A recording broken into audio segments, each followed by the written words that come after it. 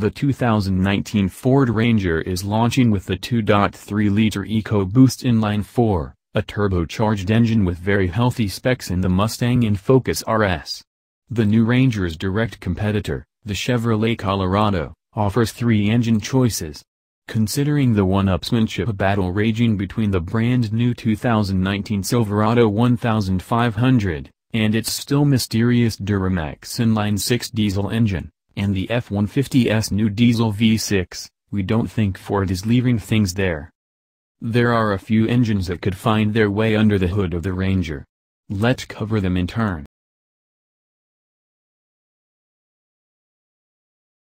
The 3.2-liter Powerstroke Diesel option.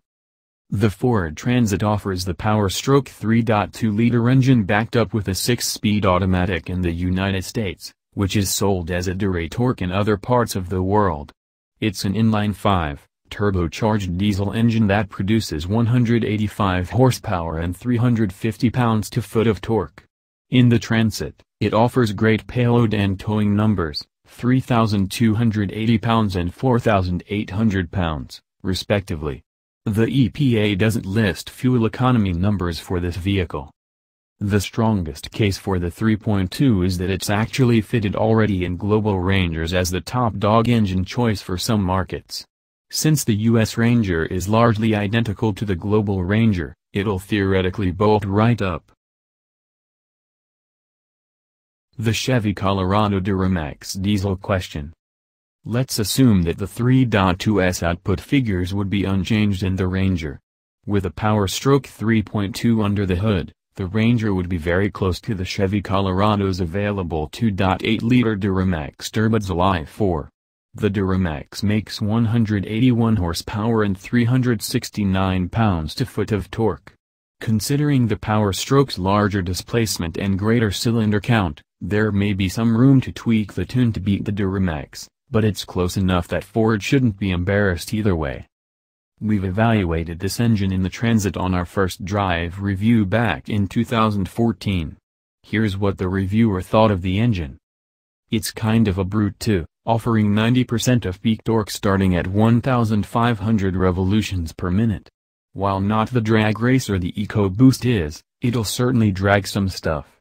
The 3.2 is expected to be the prime fuel economy and long-term durability option, and it'd better be considering it's the most expensive. Count the Powerstroke 3.2 a probable engine option for the future, particularly for a Duramax ZR2 fighting FX4 Level 2 trim, barring it interfering with crash test requirements or the like. Ford's Powerstroke 3.0-liter V6, less likely. Ford just debuted another light-duty, that is to say, not for huge commercial trucks, diesel engine in the F-150. It's a 3.0-liter turbodiesel V6 that makes 250 horsepower at 3,250 revolutions per minute and 440 pounds-to-foot of torque at 1,750 revolutions per minute. Ford hasn't released official fuel economy numbers yet, but it's aiming for 30 miles per gallon on the highway. There's no real barrier preventing Ford from detuning it slightly for smaller truck work. There are a few questions that prevent us from saying whether it'd actually work in the Ranger. The global Ranger features only inline engines, ranging from the 2.2-liter Duratorque inline-4 to the 3.2-liter inline-5 mentioned above. There's no clear answer yet as to whether a wide dual overhead cam V6 featuring a 680-degree bank angle would fit up front. For one, it's not clear the global Ranger was engineered to fit a V6 from the start. We also don't know if Ford would re-engineer the engine compartment to make it so. It'd also put it in competition with the larger F-150 with the same engine, even in detuned form. On the other hand, a V6 of some sort seems like a good idea for the United States, and until told otherwise we'll consider it a strong possibility. Far likelier than the Powerstroke V6 is an EcoBoost V6. The 2.7-liter EcoBoost V6 engine is versatile and flexible. While it presents similar packaging concerns as the Powerstroke V6, being another dock engine with a 60-degree bank angle, it's available in a wide range of power outputs already, ranging from 315 horsepower in the old Edge Sport to 335 horsepower in some Lincoln products. A range of EcoBoost engines? If Ford did re-engineer the engine compartment to accommodate a V6, the 2.7 is what we imagine would be the best fit. Imagine if Ford decided it needed a mini Raptor to complement its desert-conquering F-150 Raptor. What engine to choose? You can't upstage the big Raptor by putting a 3.5-liter EcoBoost into a smaller package. But you could give the 2.7-liter EcoBoost a little kick, perhaps up to the 335 horsepower/380 pounds-to-foot spec. That will likely give it enough of a useful power bump over the likeliest 2.3-liter EcoBoost tune to make it something special, and certainly it'll be working less hard than the 2.3 to make big power.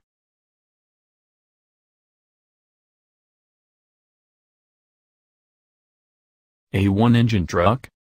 Right now, we know Ford can make the 2.3-liter EcoBoost powerful enough to work well against the Ranger's main competition, the Colorado, not to mention the Toyota Tacoma and Nissan Frontier. Beyond that, we have educated guesses, but we should acknowledge that the Ranger might only be available with the 2.3-liter EcoBoost. If so, we'd hope the company would adapt a manual transmission to work with it to satisfy truck buyers who want to shift for themselves. Perhaps a beefed-up unit found in the EcoBoost Mustang might work for that purpose. Ford will make the most out of this big truck reveal by doling out information in tiny chunks. We'll carefully parse the tidbits and let you know as soon as we can draw any more conclusions about what the Ranger's future holds.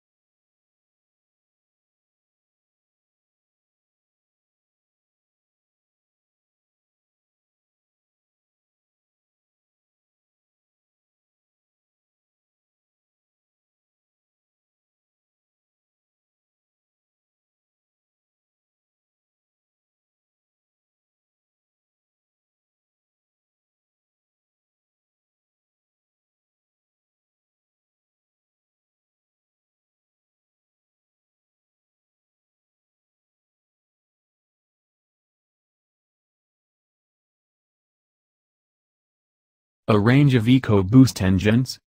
If Ford did re-engineer the engine compartment to accommodate a V6, the 2.7 is what we imagine would be the best fit. Imagine if Ford decided it needed a mini Raptor to complement its desert-conquering F-150 Raptor. What engine to choose? You can't upstage the big Raptor by putting a 3.5-liter EcoBoost into a smaller package. But you could give the 2.7-liter EcoBoost a little kick, perhaps up to the 335 horsepower/380 pounds-to-foot spec.